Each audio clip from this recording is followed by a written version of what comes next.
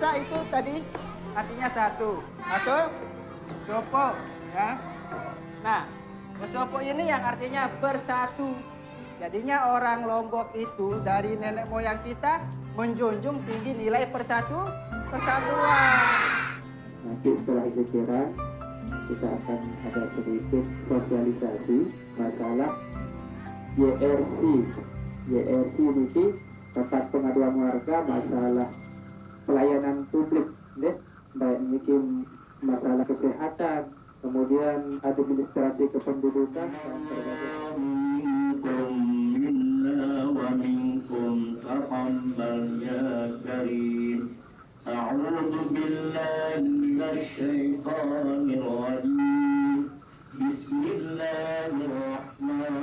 Terkait dengan BPJS, ada yang tetangga di sebelah yang nggak mau melahirkan, tidak punya kartu BPJS. Ketika dia mau melahirkan, dia kaget. Kagetnya karena biaya untuk melahirkan itu mahal. Jadi masyarakat kurang tahu BPJS itu seperti apa, kemudian syarat-syaratnya, bagaimana penggunaannya, sistemnya, masyarakat kurang tahu. Jadi BPJS itu pengurusannya ribet. Kalau warga yang miskin harus sakit dulu baru bisa mendapatkan BPJS.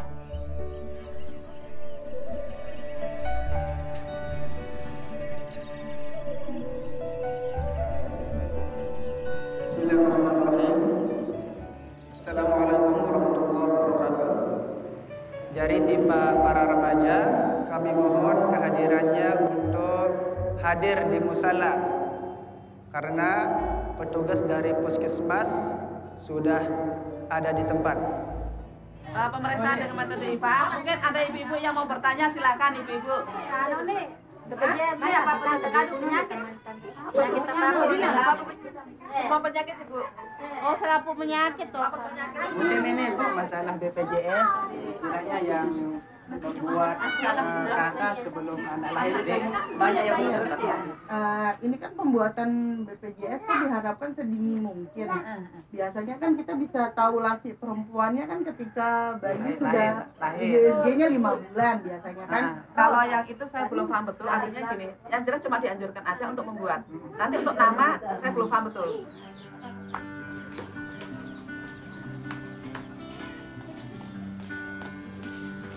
Kan kandang posyandu kan Windy. Masalah apa tuh bahas?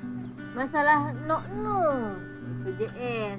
Kan dengar-dengar kan daunin jatuh piang untuk calon bayi. Kak iya, bingung kita jarin masin dia tahu baik. Cuma ketuaan doang. Karya kedua lain mula jam kesemas kan menyusahkan nanti. Langsung selesai kan terus kita taruh mana? Ya, ketuaan ya Pak Kadus nih. Pun jelas. Assalamualaikum.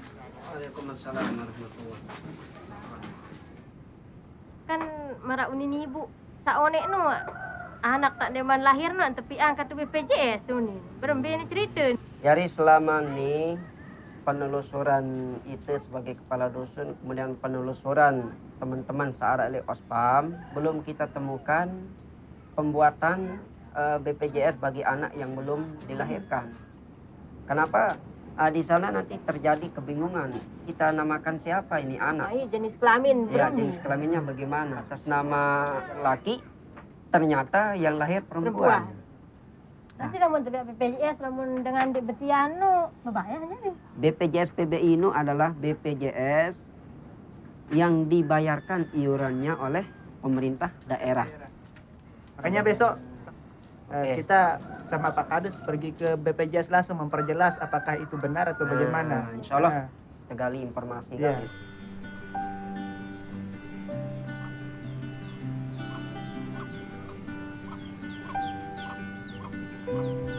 Pak Kadus bilangnya nik itu tidak boleh sama dengan nik anak. Pas kita browsing di sana persyaratannya menaruhkan nik kakak di sana. Dan itu juga kita kurang paham apa maksudnya. Assalamualaikum. Jadi ini ada beberapa permasalahan juga yang menjadi persyaratan untuk pembuatan BPJS kaitannya dengan anak yang masih di dalam kandungan bisa dibuatkan BPJS. Ini dari BPJS sendiri mengatakan di liputan.com di sini ada beberapa persyaratan yang memang bertolak belakang. Mungkin ini bisa kita perjelas di BPJS. Bisa saja. Ya. Ada 11 itu. Itu berlakunya 2014 itu dulu mulainya. Jadi mohon maaf ya kalau terkait dengan surat ini baru kami lihat ya surat ini yang dari BPJS pusat sendiri ada sosialisasi kepada kami. Kami sebagai kepala desa saja ini tidak tahu, baru saya tahu baru ditunjukkan ini kan. Kalau ini 2014 Pak Kades. Ya. Jadi selama ini yang kami dengar keluhan dari masyarakat untuk terkait dengan bayi yang mau dibuatkan BPJS itu harus tercantum di KK. Tuh jam persal dulu ibu-ibu pernah melahirkan enggak? Mudah sekali dulu enggak ada masalah-masalah kayak gini. Iya. Selesai melahirkan langsung pulang bawa Iya. anak yang dulu. Ya. Cukup hanya KTP aja kan? Iya. Nah, kalau punya KTP kita mau melahirkan waktu itu kan masuk rumah sakit tunjukkan KTP sudah mau anaknya mau ada tindakan medis atau tidaknya anak itu udah melekat di ibunya. Jadi begini ya, kalau terkait dengan persyaratan BPJS yang memang mengharuskan untuk anak yang masih dalam kandungan itu dibuatkan KK dan tercantum dalam KK tersebut itu sama saja kita membuat data fiktif. Kalau anak itu belum lahir sudah menjadi warga negara. Tidak ada dalam ketentuan undang-undang yang mengatakan bahwa warga negara itu termasuk anak dalam kandungan.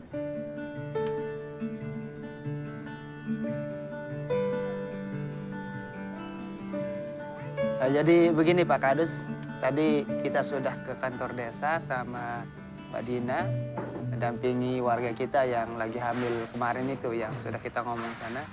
Jadi kita bertemu dengan Pak Kades di sana. Kita sudah ngomong mengenai apa yang menjadi keluhan dari warga kita, apa kesulitannya. Kemudian beliau merespon dengan baik.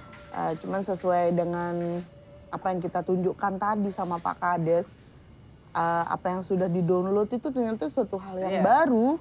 Itu artinya memang informasi tentang BPJS ini tidak sampai ke desa ya sosialisasinya.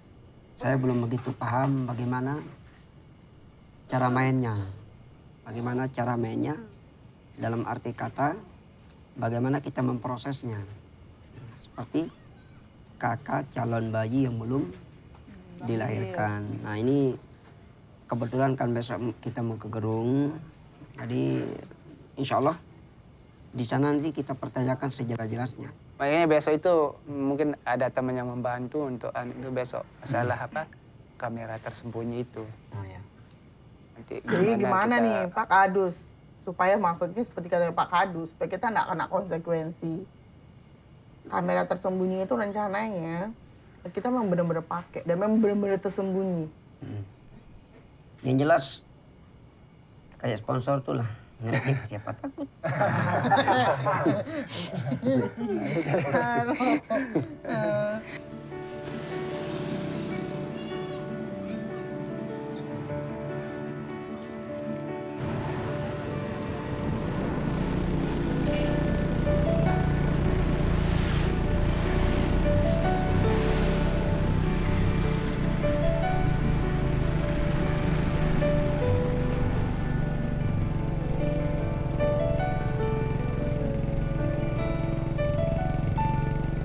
Kita pergi ke Gerung, akhirnya kita ke Dikes, kita bawa perinan kita dari internet itu mengenai persyaratan BPJS sesuai rencana kita dengan Pak Kades.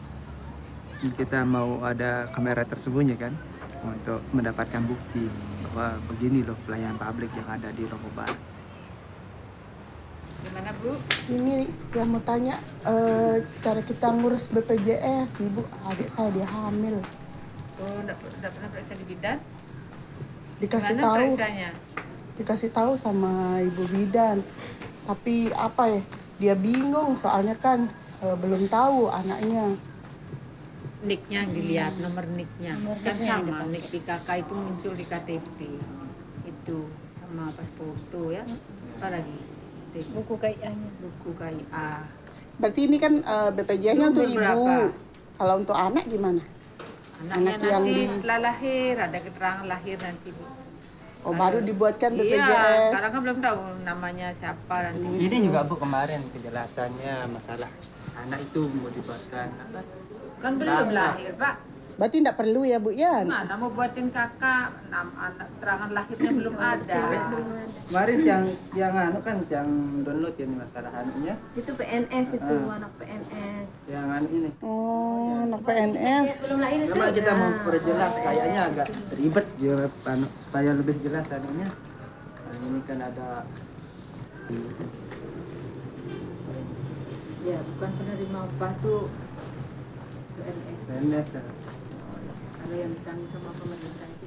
Dan mereka pun mengaku bahwa di BPJS itu istilahnya ketika ada informasi-informasi terbaru, mereka istilahnya tidak tahu juga. Berarti BPJS kurang koordinasi dengan Dikes. Itu kesimpulan kita. Di BPJS kita datang ke sana, langsung masuk, dikasih antrian.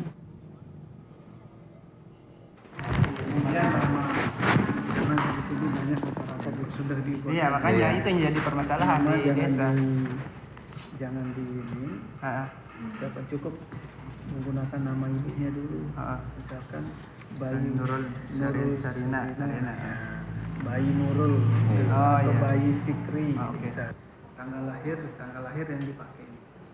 Tanggal lahir Tanggal pendaftarannya. Tanggal pendaftarannya. Tapi bisa dirubah kan? Bisa. Setelah nanti bayinya lahir sudah ada jenis kelamin yang genetik, baru kita bisa keluarkan aktuasinya. Bisa dikeluarkan dari dukcapil, kakaknya sudah berubah, kemudian akte kelahirannya juga sudah ada, baru nanti kita proses aktuasinya. Cuma 3 bulan. 3 bulan ya.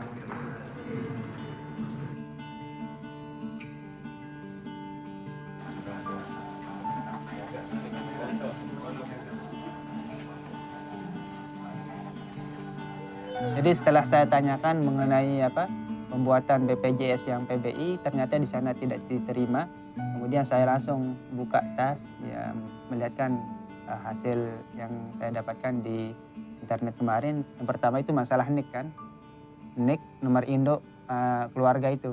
Jadi bayi itu katanya ini dijelaskan, bayi itu ditaruhkan nomor NIK kakak itu. Bukan nomor nik ibu bapak, tapi nomor nik kakak yang disuruh di sana. Mungkin tanggapan dari Pak Kadus bagaimana melihat tadi kamera tersembunyi keadaannya di BPJS?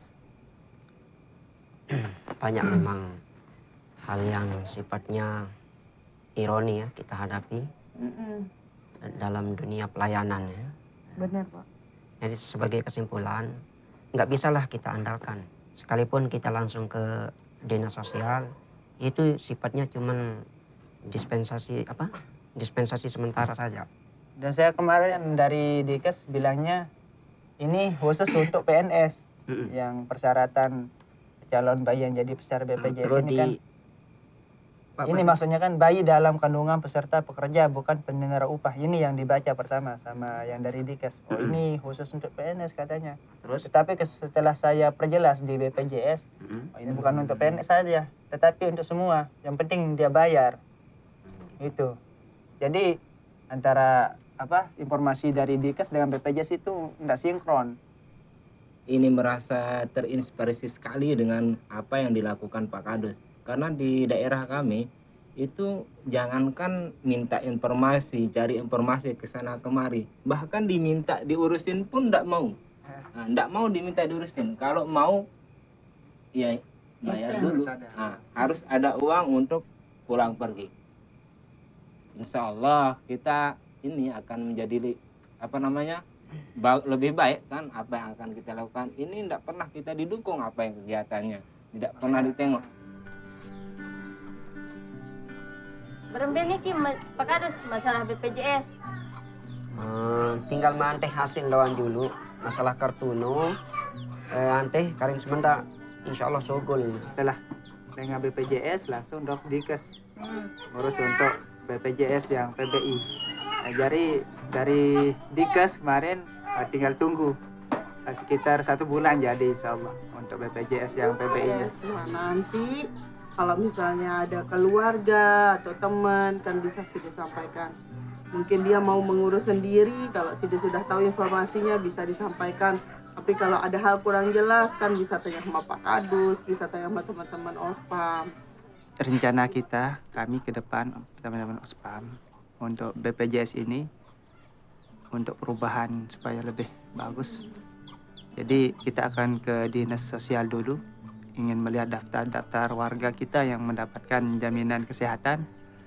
Dan setelah kita dapat itu, kita akan mencoba ke dinas kesehatan untuk membuatkan mereka BPJS sebelum mereka sakit. Sejak saat itu kita udah mulai merasakan bahwa masyarakat udah berani ngelapor. Kalau dulu tuh nggak berani ngelapor, tidak berani bicara pada orang tempat mengadu. Karena masyarakat melihat bahwa kita adalah wadah yang tepat. Akhirnya laporan itu pun banyak masuk ke OSPAM. Saya ngomong lewat pendekatan kekeluargaan. Saya mencoba melakukan transparansi yang sangat-sangat jelas kepada masyarakat. Jadi masyarakat tidak kita biarkan penasaran, tidak kita biarkan bingung ya. Masyarakat pun menganggap kita itu sebagai bagian dari mereka. Kita akan berusaha mungkin melalui teman-teman dampingan Sante, kemudian ada teman-teman yang lain dari Ombudsman dan yang lainnya bisa membantu kita untuk bagaimana merubah pelayanan publik ini menuju yang lebih baik.